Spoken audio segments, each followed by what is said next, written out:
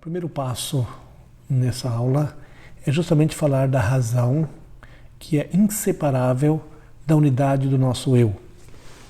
Alguns exemplos. Uma garota é muito boa em matemática. Há um exercício de sala de aula, mas no dia anterior ela tem uma péssima noite. Está com uma forte dor de estômago. Não consegue de forma alguma desenvolver bem o seu raciocínio e não consegue fazer uma boa prova. Outro exemplo. Um rapaz é muito bom em redação. Porém, no dia anterior a uma prova, a uma redação, ele também vai a uma festa, come muito bem e a comida não faz bem a ele, também tem uma péssima noite. Não consegue absolutamente desenvolver a sua redação como conseguiria se tivesse normal. Como se vê então, há uma unidade profunda entre a nossa razão e o restante do nosso eu. Segundo passo, a nossa razão também está ligada ao sentimento. Aqui outros exemplos. Aula de redação. O tempo passa e nada, mas depois de 45 minutos vem uma ideia genial e brilhante em um tema que você gosta muito. E aí você começa a escrever. Certo? Então, veja como a razão está ligada ao sentimento e de alguma forma ela é condicionada pelo sentimento. Ora, o sentimento então é algo fundamental na nossa experiência humana. Em que sentido? Um exemplo bem concreto. Qualquer coisa que intervenha no horizonte do conhecimento da pessoa produz, sem dúvida alguma, um estado de ânimo, uma reação, certo? Esse estado de ânimo, esta reação, chama-se sentimento. O fato é que a pessoa, aquele nível da realidade na qual a realidade tem consciência de si. Em outras palavras, nós somos aquele pontinho do cosmos no qual o cosmos é consciente. O ser humano tem consciência do valor das coisas, do significado das coisas. Ok? Muito bem. O valor e o significado das coisas, uma vez reconhecido, provoca em nós uma reação, uma emoção, um sentimento. Em outras palavras, quando algo vale a pena, quando algo é significativo, é natural que uma pessoa se apaixone, que uma pessoa fique afetivamente tomada por aquela coisa. Por isso, tem aqui uma fórmula que eu acho muito interessante para entender isso. Para conhecer um objeto, a razão deve acertar as contas com o sentimento, com o estado de ânimo. É filtrada pelo estado de ânimo e de qualquer forma está implicada nele. O que significa essa fórmula? Você, quando conhece algo que é muito interessante, evidentemente que a razão, ela deve prestar contas ao sentimento, porque o sentimento, quando uma coisa é muito interessante, ele vem com muita força. E nesse sentido, a razão é filtrada pelo estado de ânimo e está implicada nele. Mas isso vai ficar mais claro no ponto seguinte, certo? O terceiro passo, então, é a hipótese de uma razão sem interferência. É verdade que no conhecimento de qualquer objeto, quanto mais o objeto é interessante, mais afeta o sentimento e mais entra em jogo razão e sentimento. Ok? E a tendência é que o sentimento possa ofuscar a razão. Tanto é verdade que uma pessoa muito apaixonada ou um sentimento religioso de forma fundamentalista fica uma pessoa um pouco acrítica. Por isso, fundamentalismo.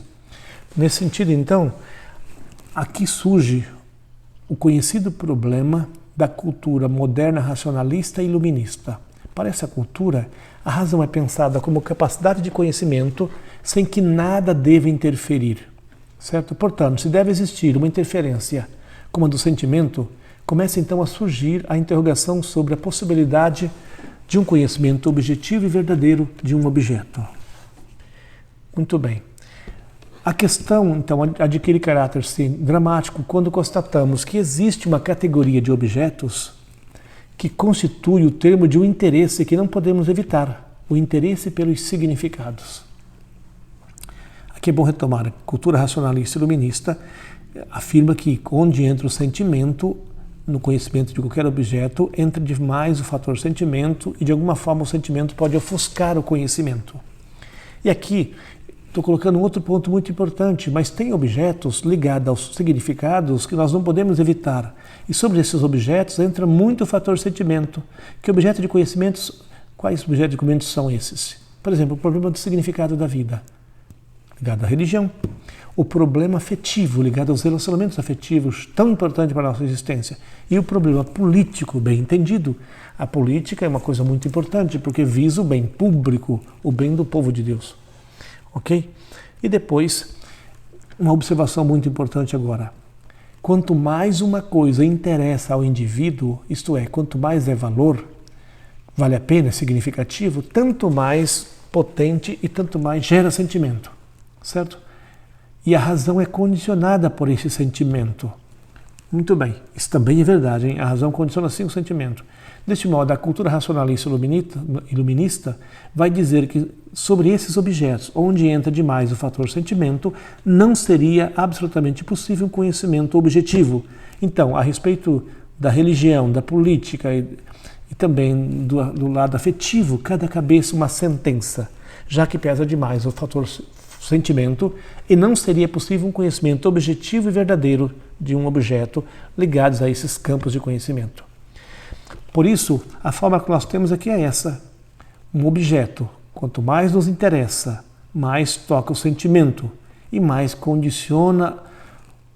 esse sentimento condiciona a capacidade cognitiva, ok? Então, nesse caso, a seriedade do uso da razão exigiria, sem dúvida alguma, que a razão, que o sentimento fosse reduzido ou eliminado, de modo que se possa ter um conhecimento objetivo de um objeto. Mas aí surge a pergunta, até onde pode chegar de fato esse propósito? Só no campo da matemática e da ciência poderíamos, de fato, reduzir ao máximo ou então eliminar o próprio sentimento. Ok? E agora entra um passo a mais. Mas eliminar o sentimento não é uma coisa nada razoável, absolutamente nada razoável. Certo? Então, esse critério não funciona. Por isso, aqui nós temos que colocar um outro ponto, um outro passo. Seria então uma questão existencial e uma questão de método. Porém, por isso, duas observações. Existencialmente, quanto mais algo desperta afeto, desejo por conhecê-lo, mais impede de conhecê-lo. Ok? O sentimento não tem muita força. Porém, seria um erro de método eliminar um fator implicado na questão para resolver a questão. Isto é, eliminar o sentimento. Primeiro que isso é impossível. O sentimento está profundamente ligado à nossa natureza humana e também ao conhecimento. Ok? E depois não seria humano. É impossível e desumano. Portanto, trata-se de um princípio que não serve. Não podemos eliminar o sentimento. Logo, a verdadeira solução está onde? Certo? Aqui está o ponto falho da cultura racionalista iluminista. Querer eliminar uma coisa que é impossível de se eliminar. Então, a verdadeira solução só pode ser aquela que valoriza todos os fatores. Aí que, então, nesse sentido, o quinto ponto, um outro ponto de vista. Como solucionar essa questão? Ou seja, nos campos importantes e que têm significado para a vida, entra demais o fator sentimento. É verdade que o sentimento tende a ofuscar a razão. Mas não podemos eliminar a certeza sobre o afeto, a certeza sobre o sentido da vida. Entendeu? Não podemos achar que não seja possível conhecer sobre essas coisas. Não. Então, tem uma outra solução. Vamos imaginar que o nosso sentimento seja como a lente de um binóculo. Ok? Imagine que eu subo no Pedra da Gávea com meus alunos, estou olhando São Conrado e de repente um de vocês fala: "Oh, professor, eu tenho aqui um binóculo, olha pelo binóculo, vai ver muito melhor." Eu pego o binóculo, olho e falo: "Olha, está tudo ofuscado." Aí o aluno fala: "Olha, professor, o senhor não colocou a lente em foco." Eu coloco a lente em foco, vejo tudo, vejo até a cor da roupa das pessoas ali em São Conrado, olhando da Pedra da Gávea. Ok? Qual é a comparação então? O sentimento deve ser imaginado como a lente desse binóculo. A lente do binóculo não foi feita para dificultar a visão, mas para facilitar a visão. É como se a lente do binóculo colocasse o objeto a ser visto pelo olho mais próximo da retina do olho. Assim é que nós devemos pensar o sentimento. O sentimento não pode ser eliminado, mas colocado no seu justo lugar. E aqui entra a razão que coloca a lente em foco, ou seja, o sentimento em justo lugar, no justo lugar. E é claro que aqui na experiência concreta a gente percebe isso, quando você tem que tomar uma decisão muito importante, os seus pais, as pessoas que gostam de você, ou as pessoas que você gosta, você pede até ajuda. Falam para você, não tome decisão apressada, não haja por sentimento e por paixão. Está dizendo o quê? Coloque o sentimento no justo lugar, use a razão. E aqui o sentimento é colocado no justo lugar pela razão e pela ajuda dos amigos, com certeza. Por isso, o sentimento não só não deve ser eliminado, mas o sentimento é uma condição importante do conhecimento. É um fator essencial, a visão, entendeu? Para conhecer melhor o objeto. Então o problema não é que o sentimento seja eliminado, mas que seja colocado no justo lugar. Como isso é verdade, hein? Quando você gosta muito de uma matéria ou de qualquer coisa que você tenha que estudar ou pesquisar, se você tem paixão por aquilo, você estuda muito mais, se empenha muito mais e compreende muito mais, conhece muito mais. Não é o sentimento que conhece, é a razão que conhece, mas o sentimento potencializa e move a razão, entende? Então o problema, repito, não é eliminar o sentimento, mas é colocar o sentimento no justo lugar, ok? Bom, continuando, por isso que o problema fundamental não é de caráter científico, mas é um problema moral, um modo de posicionar frente à realidade. Isto é, se é verdade que o sentimento apaixona, pode condicionar a razão, mas não é eliminar o sentimento, mas é ter uma postura moral adequada diante da razão e do sentimento. Quero um exemplo bem concreto que ajude a entender isso? Pasteur foi um grande médico, cientista médico que descobriu o papel do micro-organismo na medicina, era um francês. Quando ele fez essa descoberta, foi tão revolucionária que até mesmo um leigo em ciência médica entendia a grandeza e a revolução que aconteceu com aquela descoberta. Mas quais foram os últimos a aceitar a nova descoberta? Tentaram até ridicularizar Pasteur? Os professores da Sorbonne, que eram membros da Academia de Ciência de Paris. Por que esses homens não aceitaram logo a nova descoberta, que era evidente? Porque estava em jogo muitos interesses. Dinheiro, prestígio, fama, carreira. Aqueles professores deveriam dizer no dia seguinte para os alunos deles: olha, sabe a descoberta de Pasteur? E aquele livro que eu adotei a vocês, que é meu? Olha, está superado aquele livro.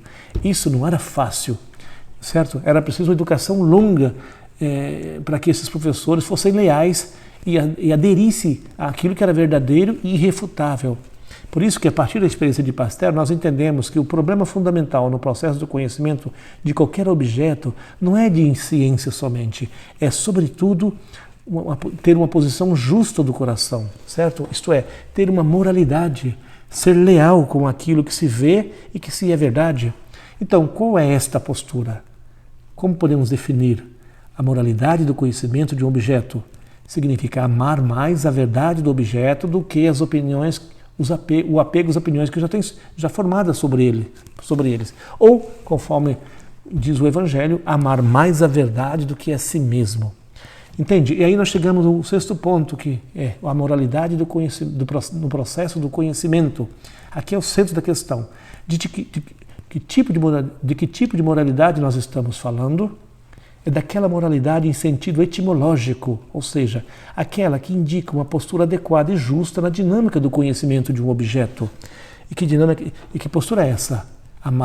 Vou repetir, amar mais a verdade do que a nossa opinião sobre ela. Amar mais a verdade do que você mesmo, certo? Então, o verdadeiro problema aqui, qual é? Como disse, é essa postura de abertura à realidade. Por isso, o último ponto é uma palavra preconceito, bem entendido, hein? Existem dois tipos de preconceito. O preconceito positivo, ou seja, quanto mais uma pessoa é inteligente, aberta, vivaz, mais ao deparar-se com a realidade, com as coisas, formula logo uma ideia, um conceito, portanto um preconceito. Isso não tem problema nenhum, porque é normal acontecer isso. Porém, onde está o verdadeiro problema?